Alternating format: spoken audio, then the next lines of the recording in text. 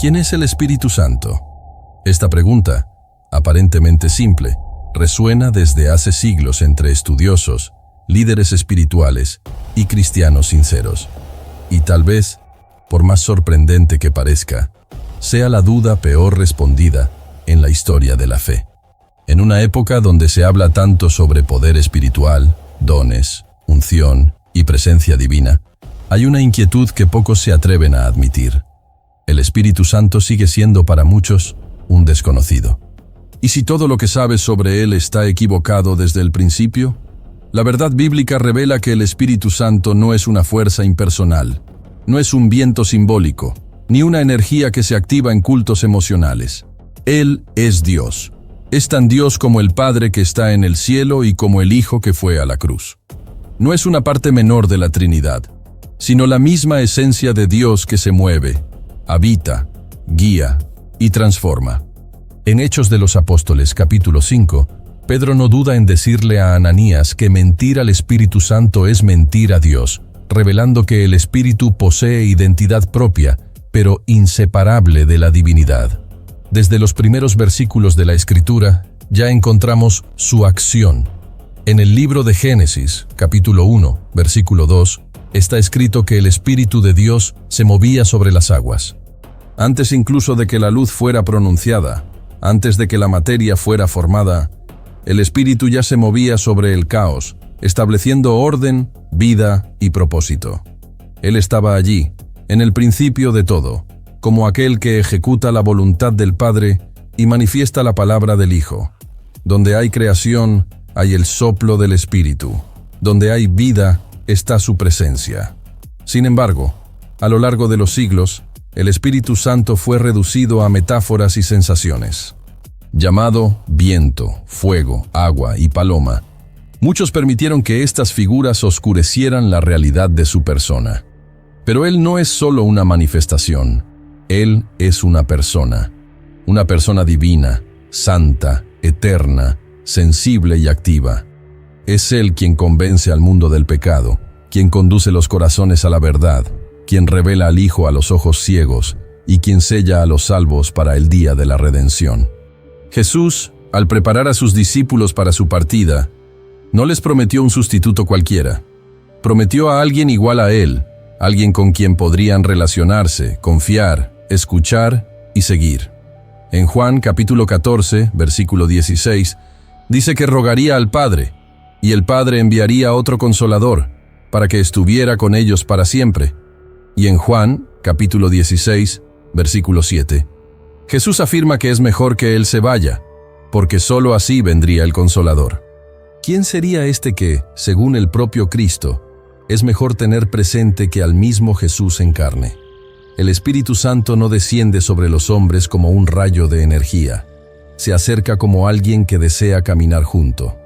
No se impone con ruido, sino que habla en lo íntimo con precisión y dulzura. Es por medio de Él que las Escrituras cobran vida. Es por medio de Él que la voz de Dios es comprendida.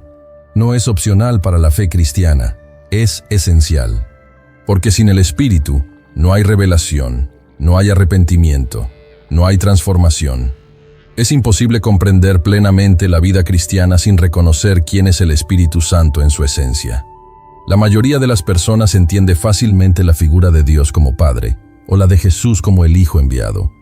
Pero cuando se trata del Espíritu Santo, muchos tropiezan en una imagen distorsionada, casi mística, vaga, reducida a una atmósfera, una sensación o una fuerza que se activa bajo ciertas condiciones espirituales. Esta visión empobrecida ha alejado a generaciones enteras de la verdadera relación con aquel que es, de hecho, el mismo Dios vivo en acción.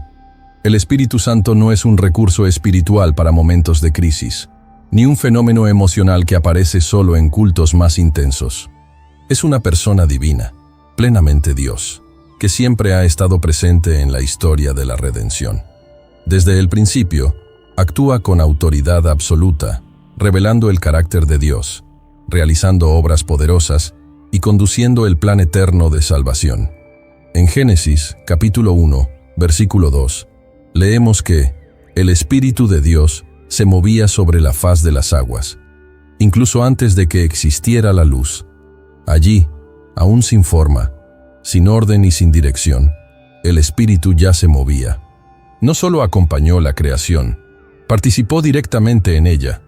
Su acción antecede la formación del mundo y continúa hasta hoy, sustentando todo con el mismo poder con el que dio origen a la vida.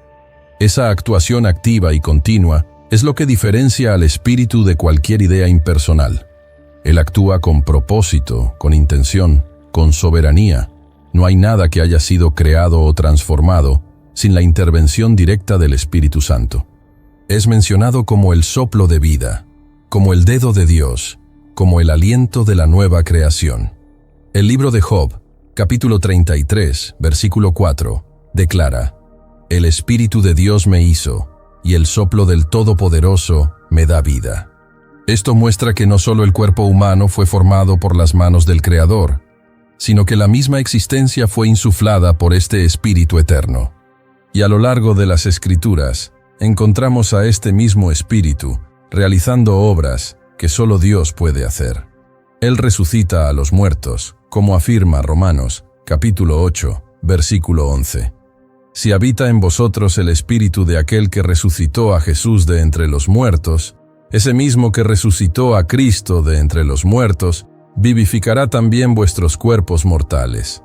No se trata de una metáfora, sino de una realidad espiritual con implicaciones eternas. Solo Dios tiene poder sobre la muerte, y el Espíritu es el agente de esa victoria. Otro ejemplo notable es la declaración de Pedro en Hechos de los Apóstoles, capítulo 5, versículos 3 y 4. Cuando confronta a Ananías sobre la mentira respecto a la venta de una propiedad, le dice: «¿Por qué llenó Satanás tu corazón para que mintieras al Espíritu Santo? No has mentido a los hombres, sino a Dios».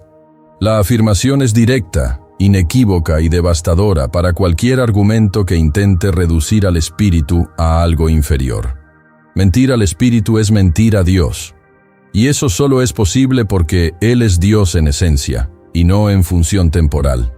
Es necesario comprender también que el Espíritu Santo no solo realiza obras grandiosas, sino que es la presencia permanente de Dios entre nosotros. En el Antiguo Testamento, el Espíritu se manifestaba de forma puntual sobre reyes, profetas y sacerdotes.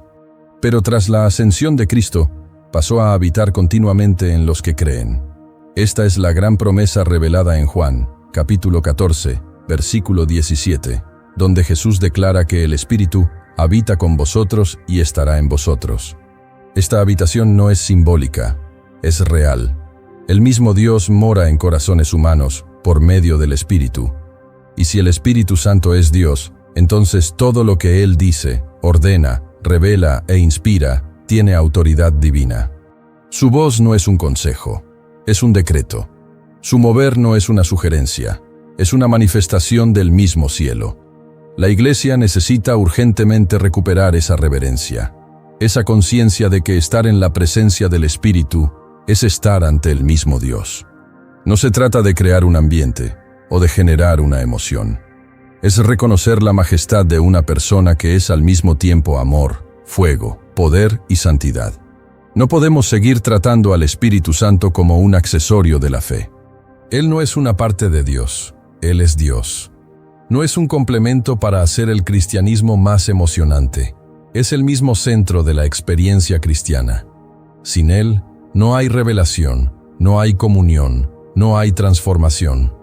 Él es el sello que garantiza nuestra salvación, como está escrito en Efesios, capítulo 1, versículo 13. Habiendo creído en Él, fuisteis sellados con el Espíritu Santo de la promesa. Ese sello no es un sello simbólico. Es la presencia activa y constante de Dios en nosotros. Y eso lo cambia todo. Cambia la forma en que oramos, cómo pensamos, cómo decidimos.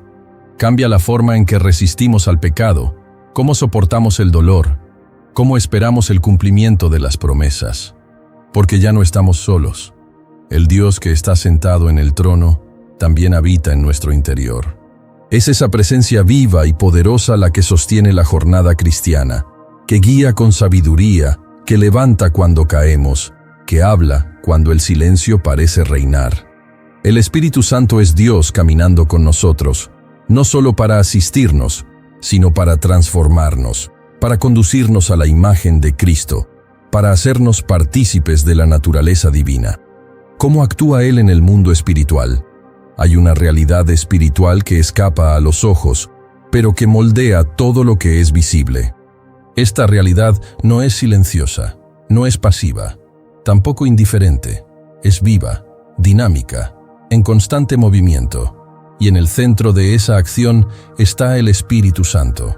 Él no es solo un observador del mundo espiritual, es el agente activo que opera en lo invisible, interfiriendo directamente en el destino de los hombres, en las decisiones de la Iglesia y en las batallas que ocurren entre el cielo y la tierra.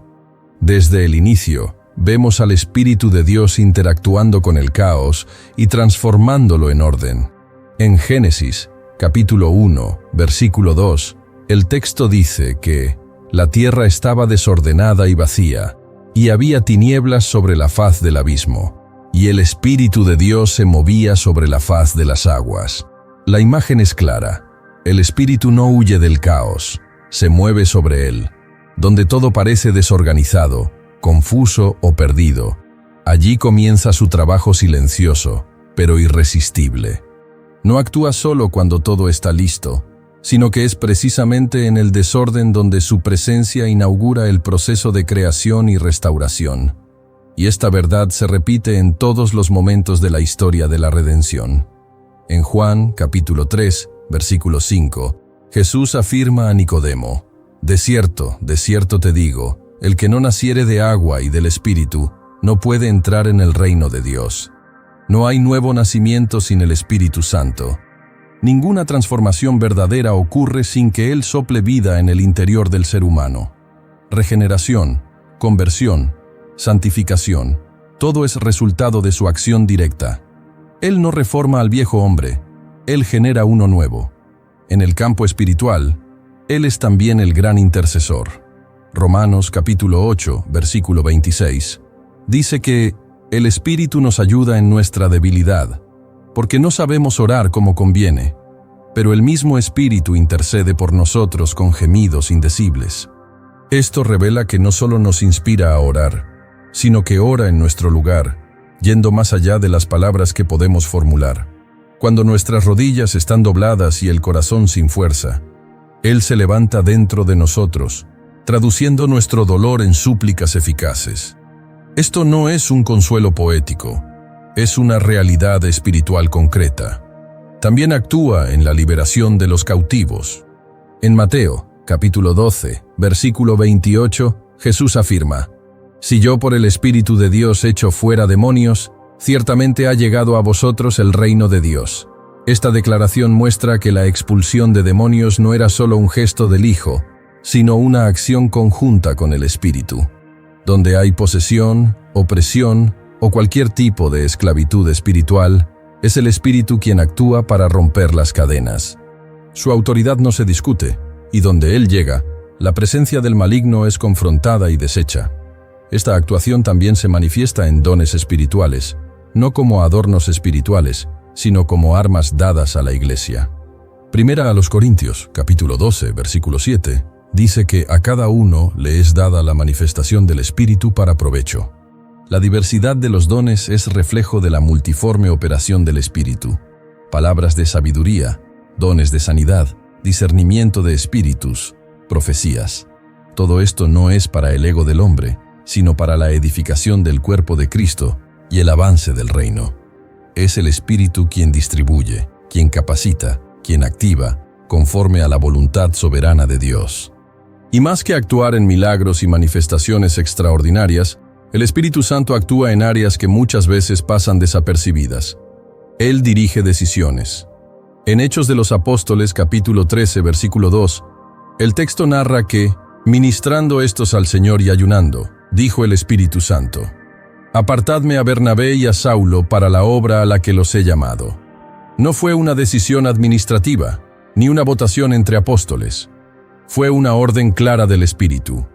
Esto revela que Él dirige ministerios, llama personas, levanta líderes y distribuye responsabilidades en el cuerpo. El mismo Espíritu que abre los cielos y hace descender fuego sobre los fieles, también silencia los pasos que no deben ser dados. En Hechos, capítulo 16, versículos 6 y 7, Pablo y sus compañeros fueron impedidos por el Espíritu de predicar en Asia, y después de entrar en Bitinia. Esto muestra que no todo camino es el correcto, y que obedecer al Espíritu implica escuchar incluso las puertas que Él cierra. Él no solo empuja hacia adelante, también frena para preservar. Esta dimensión invisible pero palpable de la actuación del Espíritu es una de las mayores fuerzas de la fe cristiana, porque incluso cuando no vemos, Él está moviendo piezas, abriendo caminos, inclinando corazones, deshaciendo lazos y generando vida donde parecía haber solo muerte. Actúa en el silencio, pero con fuerza irresistible. Actúa en lo íntimo, pero transforma el exterior. Actúa en lo invisible, pero cambia lo visible. Por eso no se puede seguir a Jesús en plenitud sin reconocer la acción constante y sobrenatural del Espíritu. Él es el viento que sopla donde quiere, como afirmó Jesús en Juan, capítulo 3, versículo 8. No lo controlamos, no lo manipulamos, pero podemos discernirlo y seguirlo. Y cuando lo hacemos, dejamos de caminar basados en nuestros propios esfuerzos, para ser guiados por un poder que sobrepasa toda lógica y toda limitación humana. La mayor mentira moderna, el Espíritu Santo como herramienta. En tiempos donde lo sobrenatural se ha convertido en escenario para espectáculos y plataformas humanas, una mentira sutil pero devastadora ha ganado espacio entre iglesias, ministerios e incluso corazones bien intencionados. Se trata del intento de transformar al Espíritu Santo en una herramienta de poder, como si fuera un recurso que pudiera ser activado, manipulado o usado conforme a la necesidad del hombre.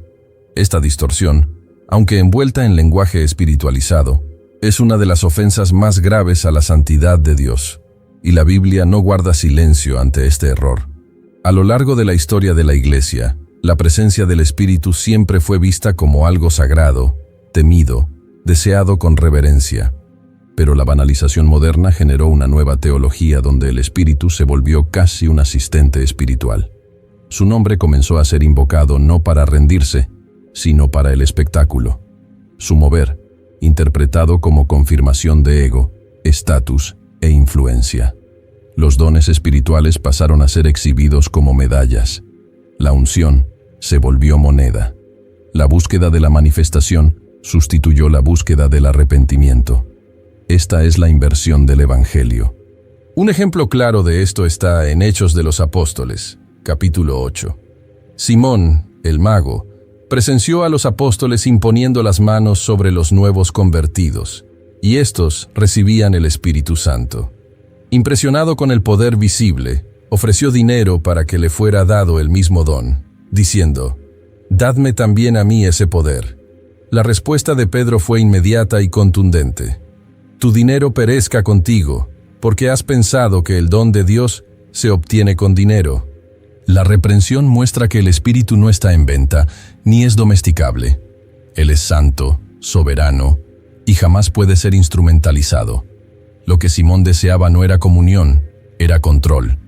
No quería ser lleno del Espíritu, quería tener dominio sobre el Espíritu. Y eso es exactamente lo que la mentira moderna intenta hacer: poner al Espíritu en una caja manipulable, subordinado a la agenda humana. Pero el Espíritu Santo no responde a la performance, Él responde al quebrantamiento. No se manifiesta por las cámaras, sino por corazones rendidos.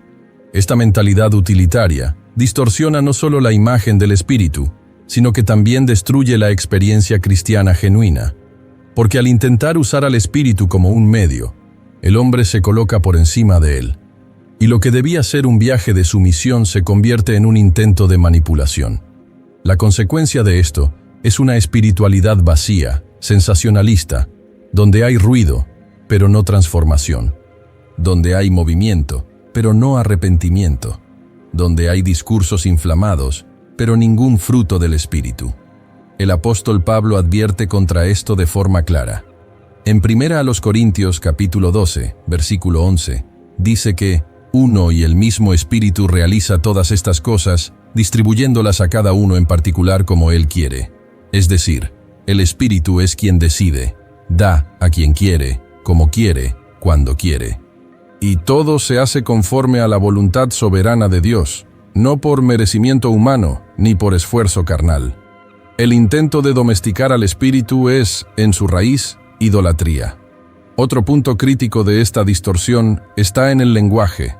Expresiones como activar al Espíritu, jalar la unción o llamar la presencia cargan muchas veces una idea invertida, como si el ser humano tuviera el poder de iniciar o interrumpir lo que es sagrado. Pero la verdad es que el Espíritu es quien nos atrae, quien nos visita, quien nos convence. Nosotros no controlamos el cielo, respondemos a Él. En Juan, capítulo 15, versículo 26, Jesús declara que el Consolador sería enviado por el Padre, y que es Él quien testifica. No hay margen para la vanidad. Esta distorsión también se refleja en la sustitución de la gloria de Dios por resultados visibles. Cuando una reunión es medida por la intensidad emocional y no por la presencia santa, se corre el riesgo de confundir emoción con unción. El Espíritu no vino para entretener, vino para santificar. No vino para confirmar voluntades, sino para confrontarlas. Donde Él actúa, hay quebrantamiento, hay llanto, hay transformación. No hay espacio para la manipulación cuando el Espíritu está en control.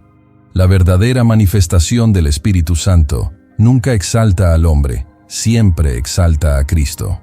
En Juan, capítulo 16, versículo 14, Jesús afirmó: Él me glorificará, porque tomará de lo mío y os lo hará saber.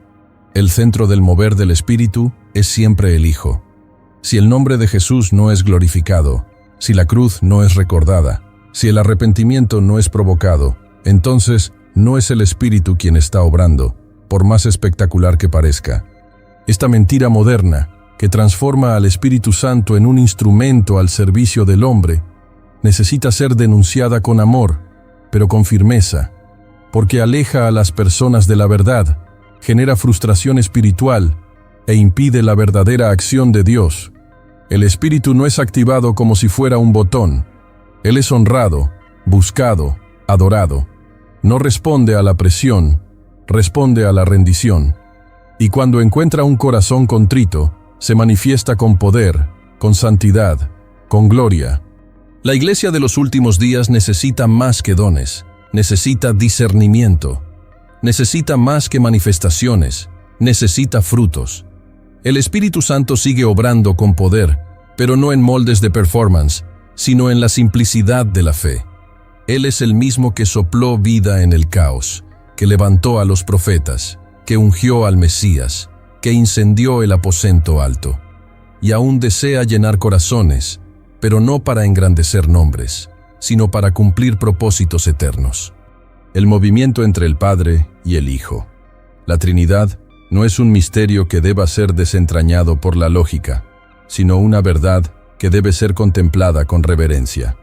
Es la revelación de que el único Dios existe eternamente en tres personas distintas y plenamente divinas: el Padre, el Hijo y el Espíritu Santo. Y dentro de esta relación eterna, el Espíritu ocupa un papel absolutamente esencial, no como un tercero distante, sino como el vínculo vivo entre el Padre y el Hijo. Él es el movimiento divino que conecta, comunica y manifiesta la voluntad de Dios en la creación, en la redención y en la vida del creyente. Desde el principio, el Espíritu Santo es presentado como aquel que ejecuta lo que el Padre ordena y el Hijo declara. En Génesis capítulo 1, versículo 2, ya lo vemos actuando en la creación. En Juan capítulo 1, versículo 3, se dice que todas las cosas fueron hechas por medio del Verbo, que es Cristo. Y en Job capítulo 33, versículo 4, encontramos la acción directa del Espíritu como aquel que da vida. Esto no es contradicción, es cooperación.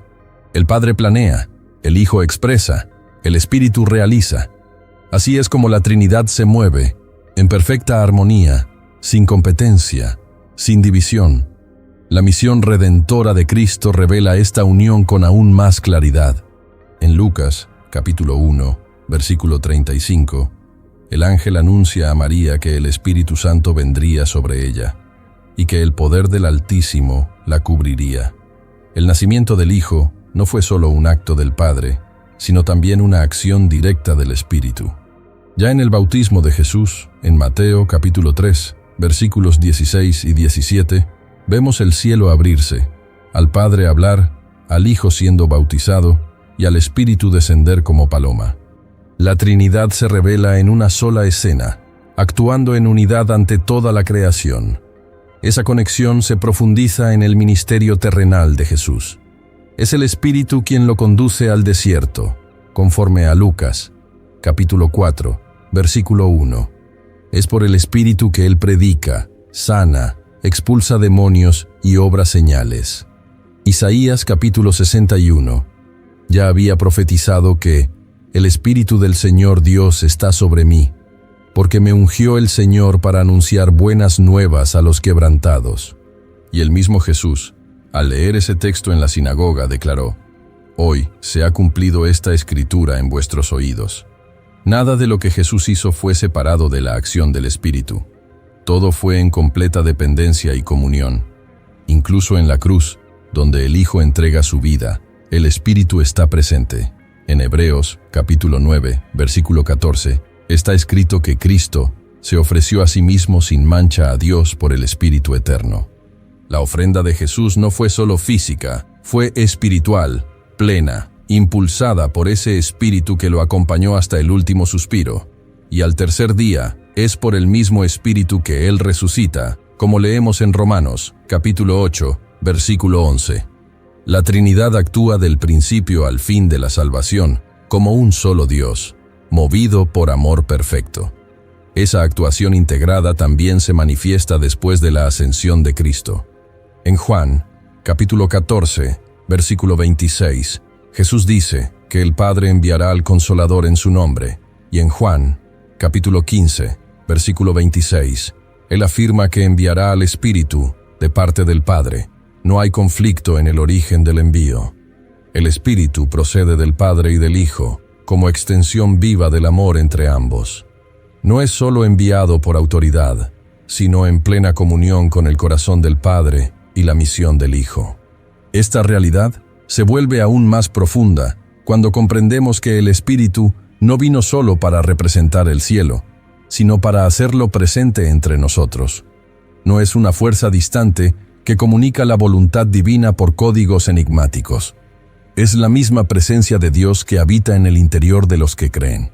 En Juan, capítulo 16, versículo 13, Jesús afirma: «Pero cuando venga el Espíritu de verdad, Él os guiará a toda la verdad, porque no hablará por su propia cuenta, sino que hablará todo lo que oyere, y os hará saber las cosas que habrán de venir».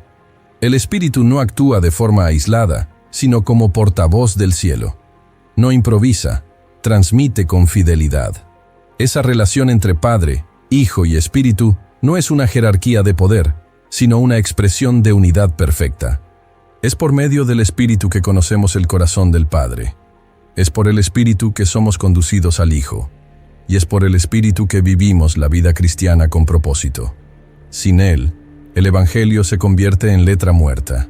Con Él, la palabra cobra vida, los ojos se abren, los corazones se quebrantan y los cielos se manifiestan.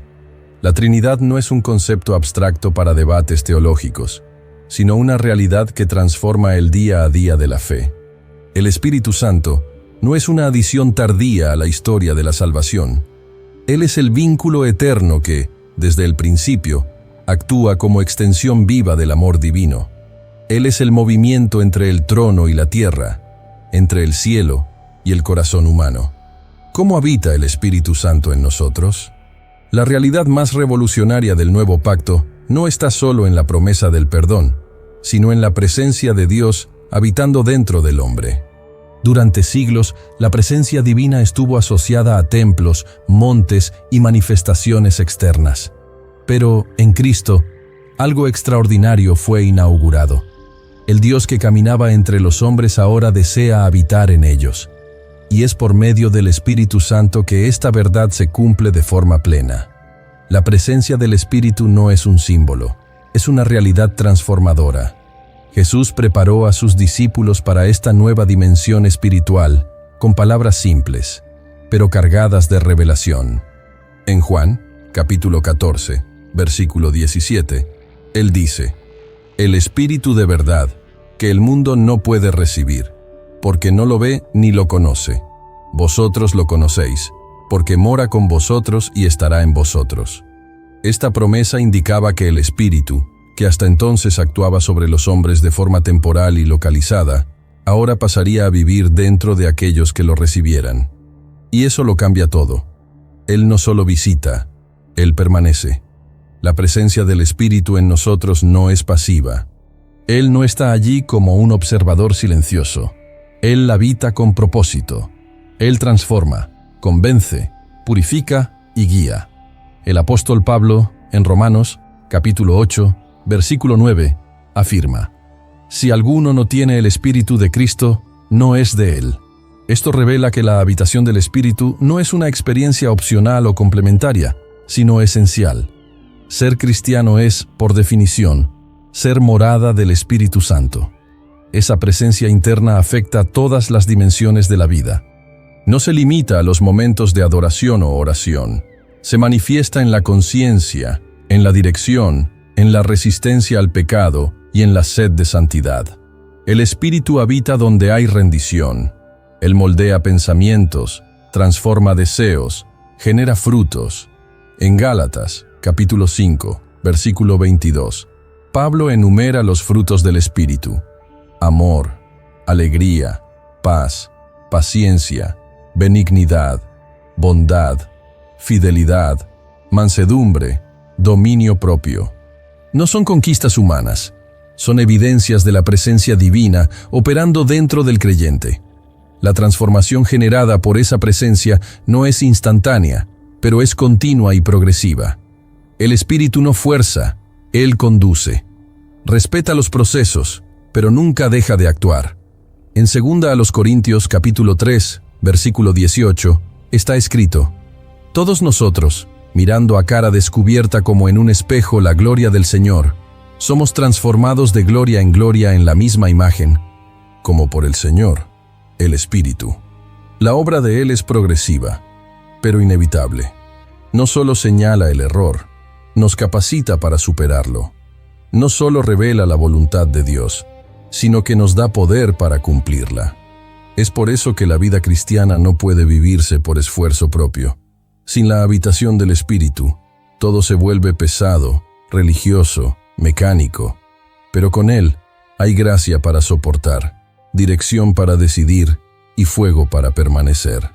El mismo Espíritu que levantó a Jesús de los muertos habita en los que creen. Esta verdad está en Romanos, capítulo 8, versículo 11. Si el Espíritu de aquel que levantó a Jesús de entre los muertos habita en vosotros, el que levantó a Cristo Jesús dará vida también a vuestros cuerpos mortales por medio de su Espíritu que habita en vosotros. La presencia del Espíritu también es un sello de pertenencia. En Efesios, capítulo 1, versículo 13, Pablo escribe: «Fuisteis sellados con el Espíritu Santo de la promesa».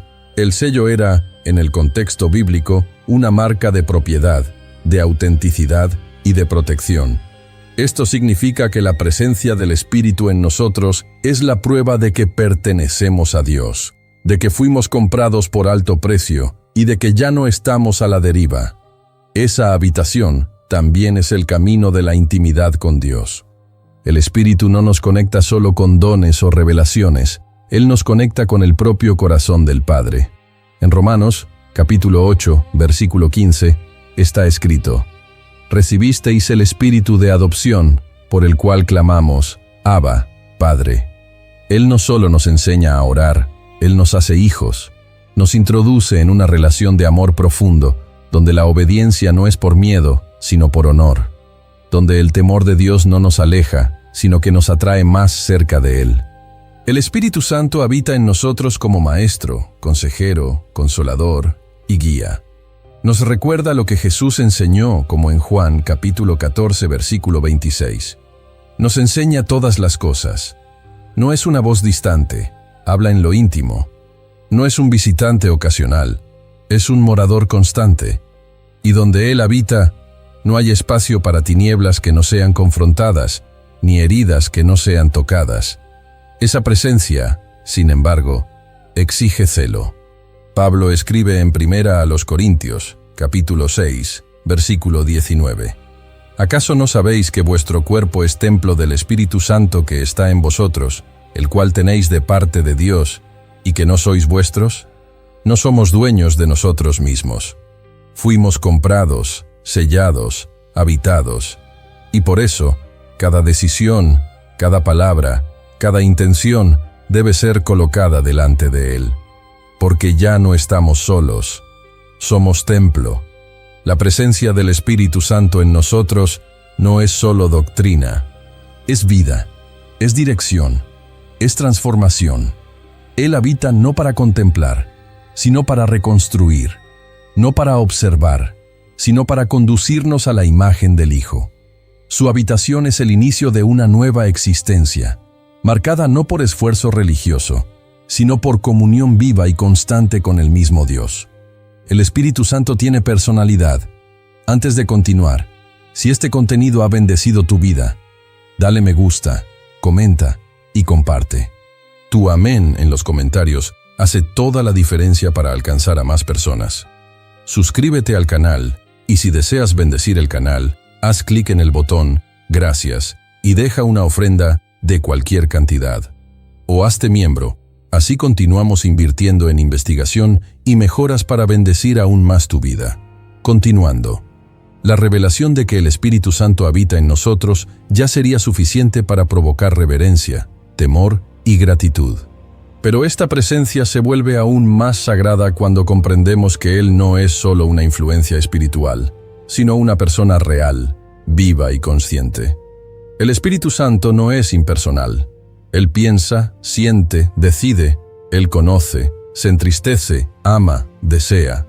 Y es justamente por ser una persona que se relaciona con nosotros de manera tan profunda y transformadora. La Biblia presenta numerosos textos que atribuyen al Espíritu características exclusivamente personales. En 1 Corintios, capítulo 2, versículo 10, está escrito: «Pero Dios nos lo reveló por medio del Espíritu, porque el Espíritu lo escudriña todo, aún las profundidades de Dios». Escudriñar o sondear no es una función automática, sino un acto consciente. El Espíritu investiga, examina y comprende la totalidad del ser divino. Esto no es un comportamiento de una fuerza neutra, sino de alguien que posee mente propia y discernimiento absoluto. Más adelante, en el versículo 11 del mismo capítulo, el apóstol refuerza: «Porque ¿quién de los hombres sabe las cosas del hombre, sino el espíritu del hombre que está en él? Así también nadie conoció las cosas de Dios, sino el Espíritu de Dios». El Espíritu no solo transmite conocimiento, Él lo posee. Conoce la voluntad del Padre, conoce los corazones de los hombres y es capaz de aplicar esa sabiduría con precisión. Su mente no está limitada por el tiempo, ni contaminada por vanidades humanas.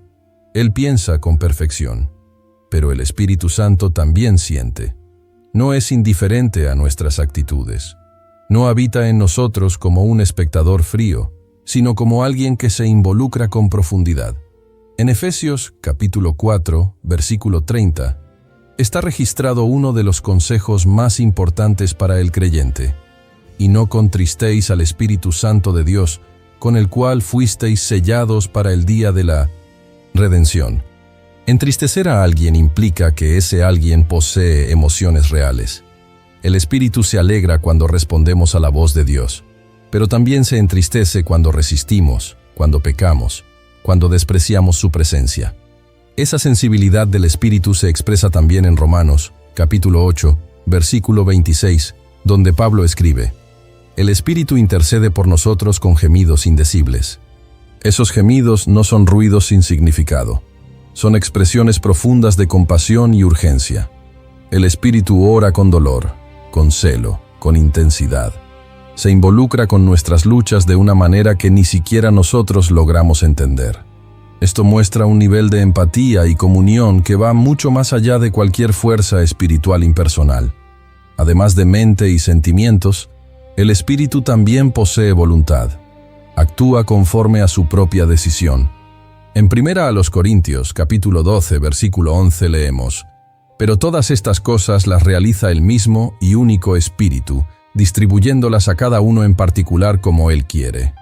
No es el hombre quien elige los dones, es el Espíritu quien los distribuye. Él decide quién recibirá, cuándo, de qué forma y con qué propósito. Su voluntad es soberana. No actúa por presión, sino por convicción.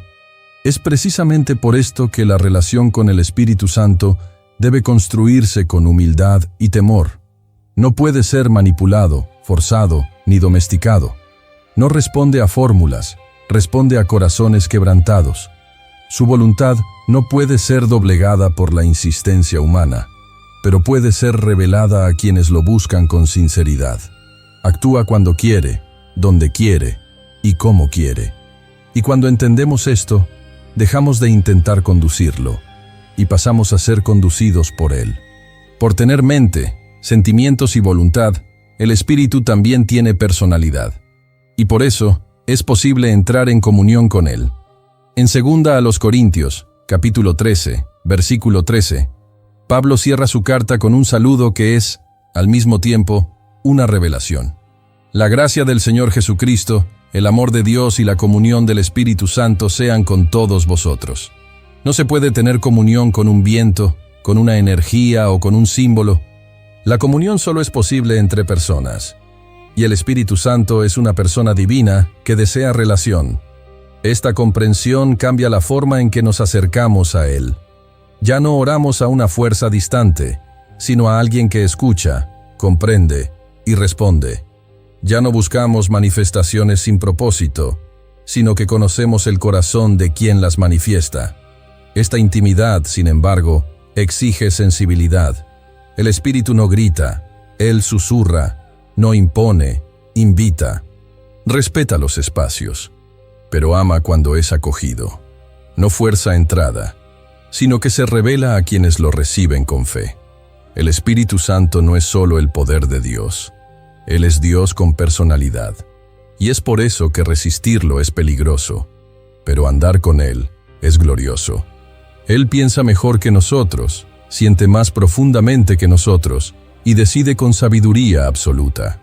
Su plan es moldearnos a la imagen del Hijo, y para ello, se involucra con cada detalle de nuestra existencia.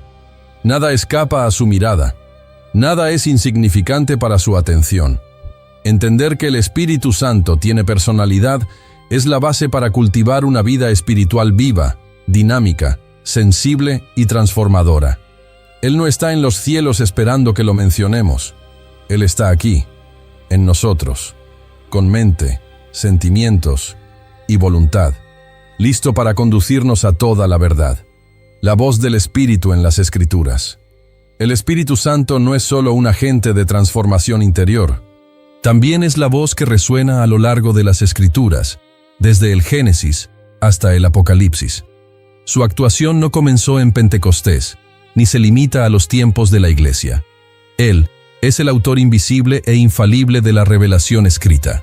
Cada palabra inspirada, cada profecía registrada, cada mandamiento eterno fue soplado por Él. Cuando leemos la Biblia con reverencia, no estamos solo examinando un texto sagrado, estamos oyendo la voz viva del Espíritu de Dios. La Biblia no fue escrita por hombres en su propio entendimiento, sino por hombres que hablaron movidos por una persona divina. En 2 de Pedro, capítulo 1, versículo 21, está escrito: «Porque jamás ninguna profecía fue dada por voluntad humana, sino que hombres hablaron de parte de Dios, movidos por el Espíritu Santo». Esta verdad es fundamental. El Espíritu no solo reveló ideas, Él llevó a cada profeta, sacerdote y apóstol en su propia voluntad. La revelación no fue solo dicha, fue conducida, inspirada y sellada por Él. En Hebreos, capítulo 3, versículo 7, el autor dice: «Así como dice el Espíritu Santo, hoy, si oís su voz». Observa que no se refiere a una cita del pasado, sino a una voz presente. Dice, y no dijo, Esto significa que el Espíritu todavía habla. No está atado a la antigüedad de las páginas. Continúa usando el texto sagrado para comunicar verdades actuales. La Escritura, cuando se lee con el corazón abierto, se convierte en el canal de la voz del Espíritu para confrontar, consolar, instruir y edificar. En Hechos de los Apóstoles, capítulo 28, versículos 25 y 26, el apóstol Pablo, al citar al profeta Isaías, afirma: «Bien habló el Espíritu Santo a nuestros padres por medio del profeta Isaías». Lo que Isaías dijo, fue el Espíritu quien lo dijo. La voz del profeta era humana, pero el origen del mensaje era divino. Esto muestra que todo el Antiguo Testamento lleva la huella digital del Espíritu. Cada orientación, cada reprensión, cada promesa, venía de Él, incluso cuando fue pronunciada por labios humanos. El Espíritu Santo es también quien trae iluminación para la correcta comprensión de la palabra. No basta tener acceso al texto, es necesario tener los ojos abiertos para discernirlo. En 1 Corintios, capítulo 2, versículo 12, Pablo escribe: «Y nosotros no hemos recibido el espíritu del mundo, sino el Espíritu que viene de Dios, para que comprendamos lo que Dios nos ha dado gratuitamente». El Espíritu no solo reveló lo que está escrito, también abre el entendimiento para lo que está escrito. Es Él quien nos hace ver lo que los ojos naturales no pueden ver. Por eso, sin el Espíritu, incluso la Biblia puede volverse letra muerta. Puede ser interpretada de forma fría, manipulada, usada como arma en lugar de alimento. Pero cuando el Espíritu está presente, la palabra cobra vida. No solo informa, transforma. No solo enseña, moldea. El Espíritu sopla sobre el texto y lo convierte en espada viva, penetrante, como está escrito en Hebreos, capítulo 4, versículo 12. Porque la palabra de Dios es viva y eficaz, y más cortante que cualquier espada de dos filos.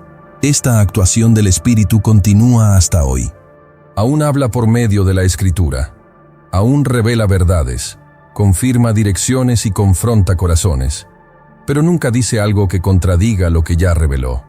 El Espíritu es el mismo, y su voz no se divide, no se desmiente, no cambia con los tiempos.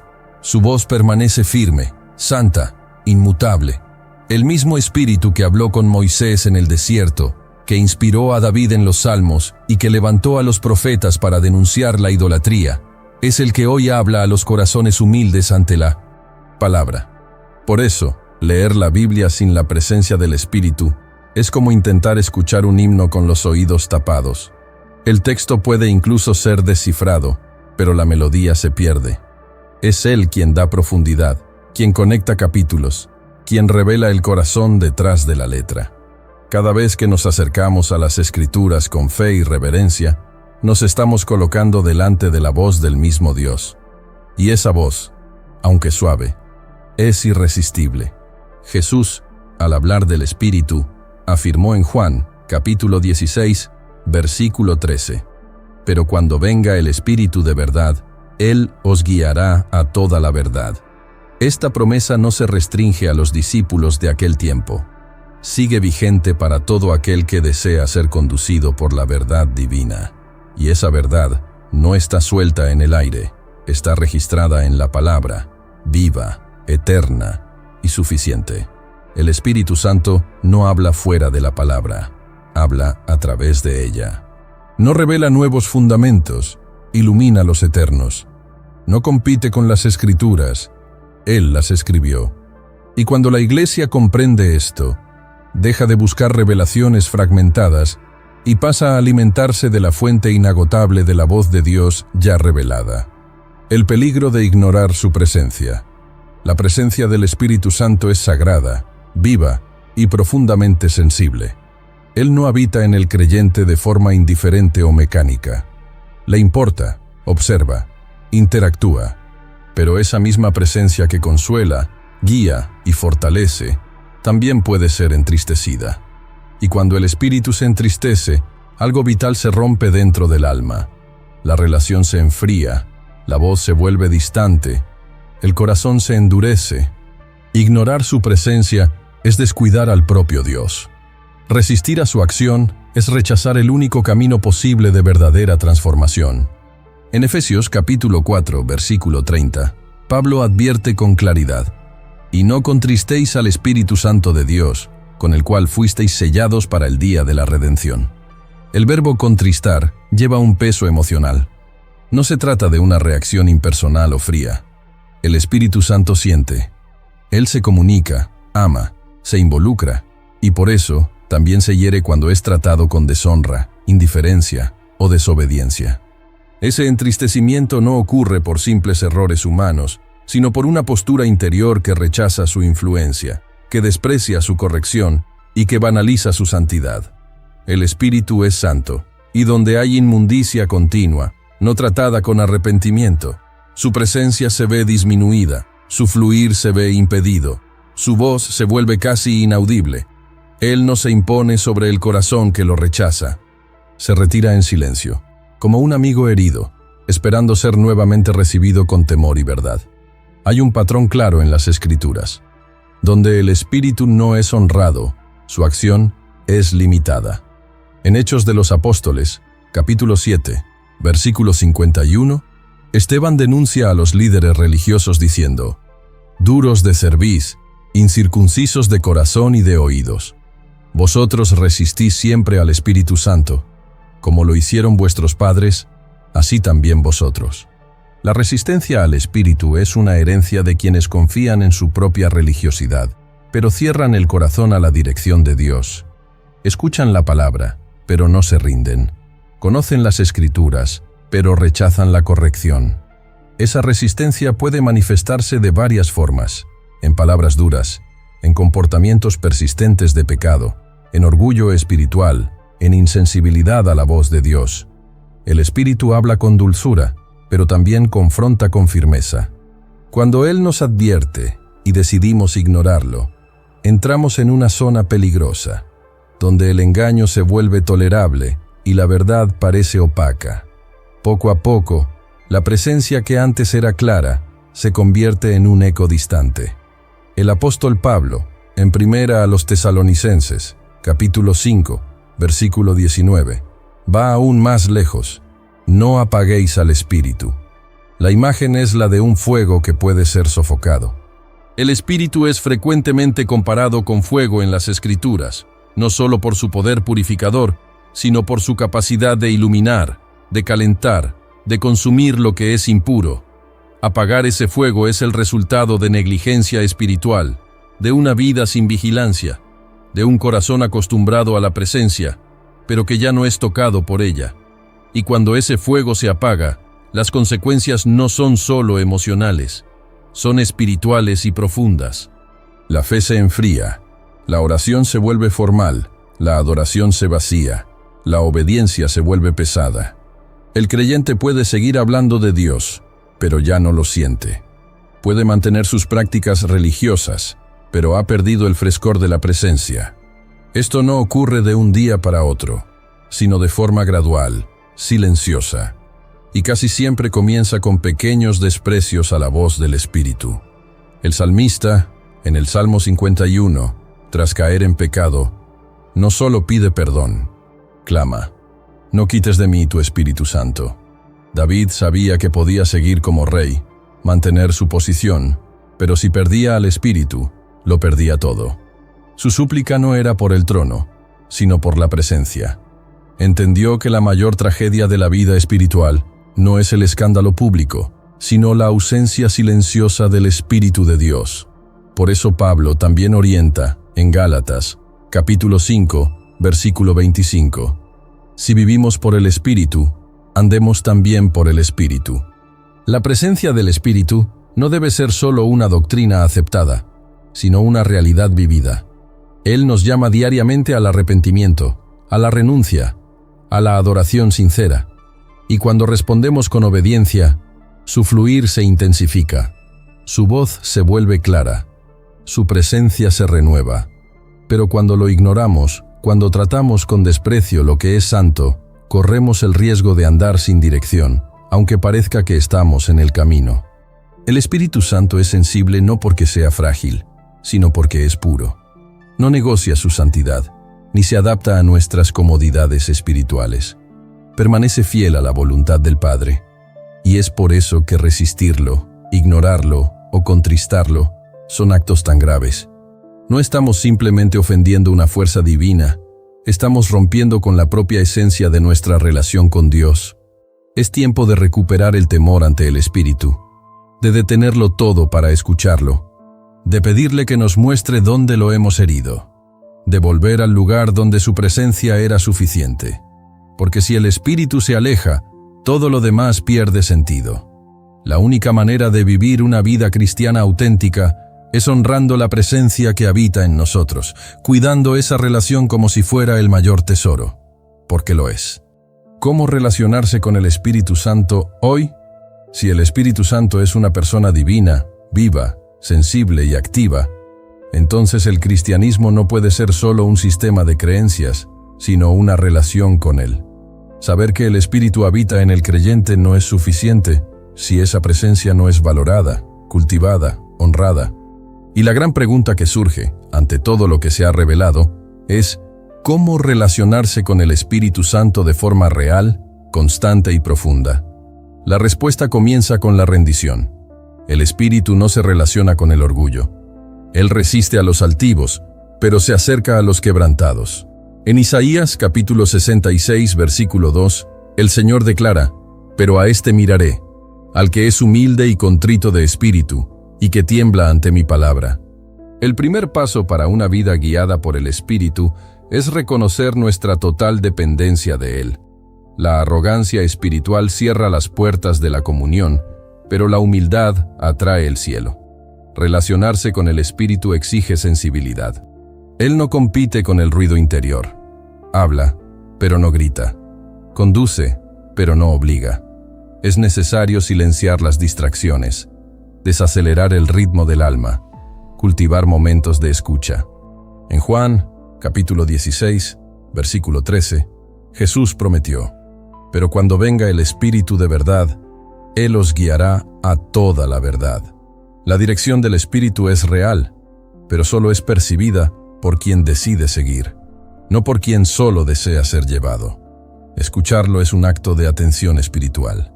La oración es uno de los caminos más profundos de comunión con el Espíritu. No una oración de repeticiones automáticas, sino una oración sincera, relacional, donde se habla con Dios como quien conversa con un amigo íntimo. En Romanos, capítulo 8, versículo 26, Pablo nos recuerda que el Espíritu nos ayuda en nuestra debilidad, pues no sabemos orar como conviene. Él no solo oye nuestra oración, intercede por nosotros, nos enseña a orar. Orar en el Espíritu es permitir que Él moldee la conversación, que inspire los clamores, que conduzca incluso los silencios. La palabra de Dios también es un canal esencial de esta relación. El Espíritu es el autor de las Escrituras, y por eso las revela de forma viva y personalizada. No se puede cultivar intimidad con el Espíritu si se descuida la Biblia. En 2 Corintios, capítulo 3, versículo 6, está escrito: «La letra mata, pero el Espíritu da vida». Esto no significa que el texto bíblico sea un problema, sino que, sin el Espíritu, se convierte en solo un conjunto de normas. Con él, la palabra se convierte en espada, alimento, agua viva. La alabanza y la adoración son otro punto vital en esta comunión, pero no como un momento musical solamente, sino como una postura diaria. Adorar en espíritu y en verdad, como Jesús enseñó en Juan capítulo 4, versículo 24, es más que cantar, es reconocer el valor del Espíritu, honrar su presencia con la vida, ofrecer cada decisión como un acto de adoración. El Espíritu se manifiesta donde hay reverencia, se mueve donde hay honra. Relacionarse con el Espíritu también es obedecer prontamente. Muchas veces, Él habla con claridad, pero encuentra resistencia. Un corazón que se relaciona con el Espíritu aprende a obedecer incluso sin entender completamente.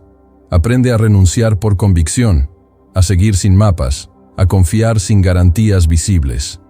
Hechos de los Apóstoles, capítulo 8, relata que Felipe fue guiado por el Espíritu a un camino desierto. Obedeció, sin saber el motivo, y allí encontró al eunuco etíope, que sería instrumento para llevar el Evangelio al norte de África. Quien oye al Espíritu, entra en agendas celestiales invisibles. Discernir su voz requiere práctica y constancia. No toda inspiración viene del Espíritu. Por eso, es necesario crecer en madurez espiritual para reconocer lo que viene de Él. En 1 Corintios, capítulo 2, versículo 15, Pablo dice que el que es espiritual juzga todas las cosas. El Espíritu nunca contradice la palabra, nunca promueve el orgullo, nunca estimula el pecado, nunca alimenta la confusión. Siempre revela a Cristo, siempre conduce a la santidad, siempre edifica el cuerpo de Cristo. Ese es el filtro seguro para discernir su actuación. Relacionarse con el Espíritu también implica confesar y arrepentirse cuando lo entristecemos. Como se ha visto, Él es sensible, y cuando lo ignoramos, nuestra comunión se enfría. Pero Él también es misericordioso, y cuando hay arrepentimiento sincero, Él restaura. El salmista clamó, en el Salmo 51, versículo 11, «No me eches de tu presencia, y no quites de mí tu Espíritu Santo». Esa oración aún resuena como un grito de quien valora por encima de todo la presencia.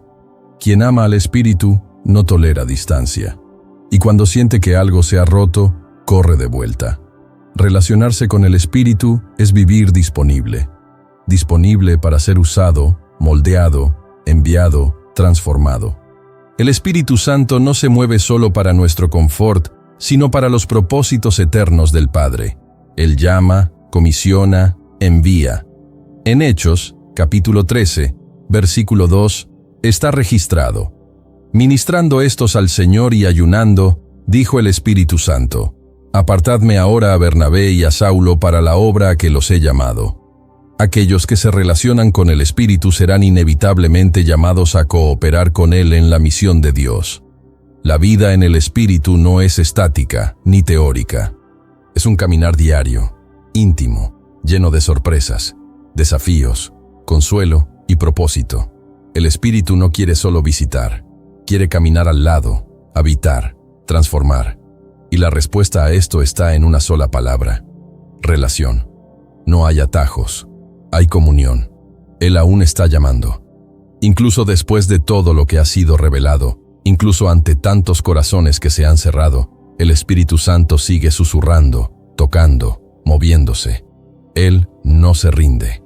Su voz, que habló a los profetas, que sostuvo a los apóstoles, que habitó en mártires y reavivó avivamientos, aún resuena en los días de hoy. Y tal vez, en este preciso momento, esté resonando dentro de ti. La presencia que se cernía sobre las aguas del caos primordial, que se movió en los desiertos y en los valles, que visitó el aposento alto e incendió a hombres comunes con valentía sobrenatural, está ahora frente a tu corazón. No como una fuerza impersonal, no como un símbolo distante, sino como el mismo Dios diciendo: «Yo estoy aquí, siempre estuve aquí». Esa presencia no es religiosa, no se limita a templos ni a rituales. Ella atraviesa paredes, alcanza soledades, invade silencios y transforma, porque el Espíritu Santo no se conforma con observar. Él vino para habitar, para transformar, para restaurar lo que fue perdido. Vino para convencer del pecado, revelar la justicia y anunciar el juicio que vendrá. Pero también vino para consolar, guiar, edificar y generar nueva vida. La voz que llama es la misma que susurró al corazón de Pedro cuando negó, que quebró a Saulo en el camino a Damasco, que reconstruyó a Tomás incluso con sus dudas.